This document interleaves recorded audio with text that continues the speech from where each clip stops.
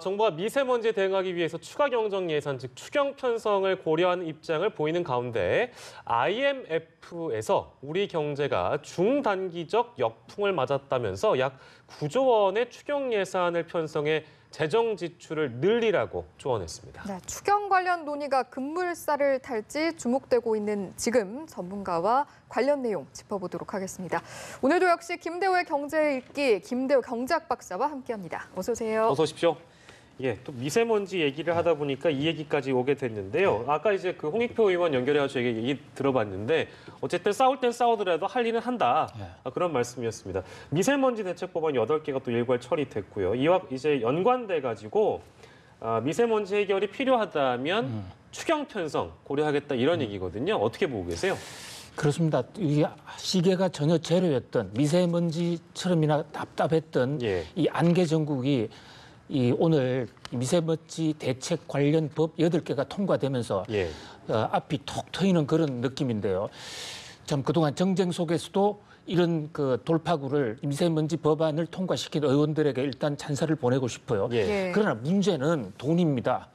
지금 홍익표 의원도 말씀했지만 8개까지 각종 대책, 이를테면 지하철에 환기구를 설치한다든지 학교에 또 공기청정기를 설치하다든지 전부 돈인데 돈에 대한 예산 뒷받침은 전혀 없이 지금 통과시킨 거예요. 그렇다 보니까 저걸 지금 추경을 할 수밖에 없다. 그래서 일전에 미세먼지가 한참 심했을 때 문재인 대통령께서 추경을 하더라도 좀 미세먼지를 공격적으로 좀 잡아보자라는 얘기를 하지 않았습니까? 그런 와중에 어저께 IMF 국제통화기금에서 한국의 추경이 필요하다.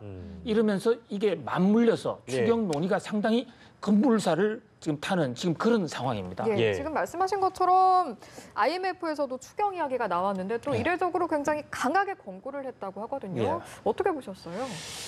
저는 상당히 심각한 수준이라고 보는데요. IMF는 그동안의 한국 경제에 대해서 최근 한 10여 년간 굉장히 좋게 평가해 왔습니다. 심지어 1997년 우리가 IMF 금융 위기로 갈 바로 직전에도 한국 경제는 세계 경제의 모범생이다 이렇게 평가를 해왔거든요. 그런데 이번에 연례 협의 결과에서는 상당히 한국 경제를 부정적으로 보았어요. 자, 지금 왜 추경이 필요하냐 그 이유를 설명하면서 한국 정부가 지금 2.7% 성장을 목표로 하고 있는데 그 2.7%는 현재 경제 구조 과정은 도저히 불가능하다. 한국 경제가 좋아서 추경하라는 게 아니라 현재 상태로서는 도저히 어떤 돌파구가 안 보이니까 한국 경제를 살릴 수 있는 마지막 방법으로 추경을 하라 지금 이런 얘기거든요. 그런 면에서 IMF가 추경하라는 얘기는 한국 경제 상황이 상당히 안 좋다라고 본 대목이기 때문에 정부가 지금 미세먼지 차원에서 추경하자는 것과 IMF가 추경하라는 것은 추경이라는 점에서는 똑같습니다만은 결이 좀 다르다. 이유와 원인 진단에 대해서는 완전히 지금 다르다는 그런 면에서 추경을 급물살을 타겠지만 그 본질, 그 필요성 이런 걸 우리가 좀 정밀하게 분석해 봐야 될 것으로 보입니다. 그 추경 이야기뿐만이 아니라 우리 경제를 두고 이제 역풍에 대한 경고까지 했는데 이런 이야기까지 할 정도로 지금 우리 경제 심각한 상황이라고 봐야 될까요? 그렇습니다. 한국 경제가 역풍을 맞고 있다 했거든요. 이게 역풍이 헤드윈드, 영어로 이제 머리 앞으로 부는 바람인데 한마디로 쉽게 말씀 올리면 거꾸로 가고 있다는 얘기예요. 이런 IMF의 평가는 상당히 이례적이고 전례가 없던 것이거든요. 자, 그럼 왜 이렇게 한국 경제가 갑자기 뒷걸음질하게 되었느냐라는 것에 대한 IMF 측 연례협의단의 분석 결과를 보면 첫 번째로는 역시 무역 전쟁을 꼽고 있습니다. 미중 간의 무역 전쟁 때문에 세계 무역 환경이 급속히 악화되지 않았습니까? 이 대목에서 이제 의문이 좀 생길 수가 있어요. 전 세계가 다 어려운데 왜 한국이 특히 더 어렵냐? 그 대목은 우리나라의 산업 구조, 특히 우리나라가 무역 의존도가 세계 1등, 2등을 합니다.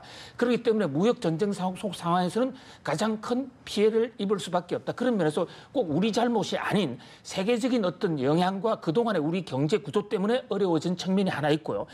또 하나는 IMF가 두 번째로 지적하는 대목은 한국의 최근의 경제 정책 중에서 노동 문제 이런 것을 좀 지적하고 있어요.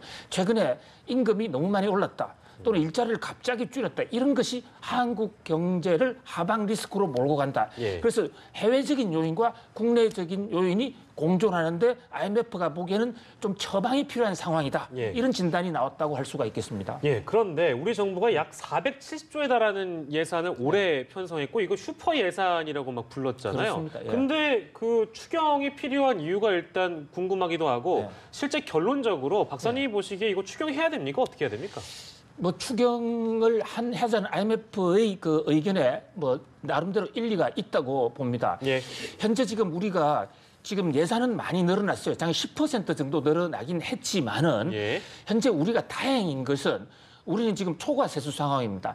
세금으로 거치는 돈이 세금으로 쓴 돈보다는 조금 더 많다는 거예요. 예. 작년에 24조 정도가 남았거든요. 예. 그 돈을 원칙적으로 국가재정법상으로 한다면 국가 부채를 갚는 데 써야 되는데 예. 현재 국내외적인 상황이 안 좋기 때문에 그것을 전액 추경으로 써서 지금 경기를 좀 일으키자라는 그런 IMF의 지적인데 상당히 합리적이라고 봐요.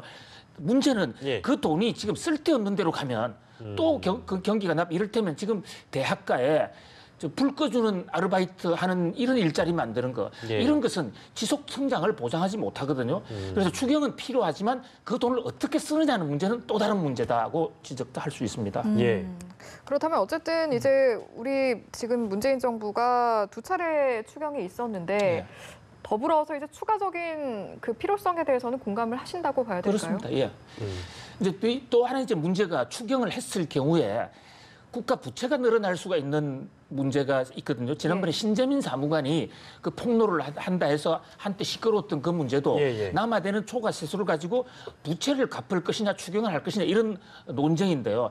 결국은 추경을 하지 않고 돈을 쓴다면 우리 국가 부채가 줄어들 수 있지 않습니까? 예. 그런 걸 생각하면 추경을 하면 우리 국가 부채가 줄어들지 않고 경우에 따라서는 더 늘 수가 있습니다. 예. 결국 경제는 선택의 문제인데 지금 상황에서는 좀 확장적 정책을 펼 그런 상황이다. 그만큼 우리 성장률이 갑자기 줄어들기 때문에 물론 예. 다른 나라에 비해서는 여전히 좋아요. 예. 그런 면에서 성장 잠재력이 꺼지지 않기 위해서 하는 것이 좋다. 다만 이 돈이 제대로 써야 되기 때문에 추경 예산을 어디에 편성하느냐. 예. 이 대목은 굉장히 중요한 지금 과제로 떠오르고 있습니다. 예, IMF가 우리 경제가 중단기적 역풍을 맞았다면서 추경이 필요하다고 얘기한 점. 근데 정부가 그간 3월부터 대통령의 언급 또 경제부총리 언급을 감안하자면 미세먼지와 관련된 추경을 얘기하면서 필요성은 추경은 똑같이 얘기하는데 결이 다른 추경을 서로 얘기하고 그렇습니다. 있고 예. 박사님의 의견은 역시 마찬가지로 추경은 필요하나 쓸 때 잘 써야 된다. 예. 네,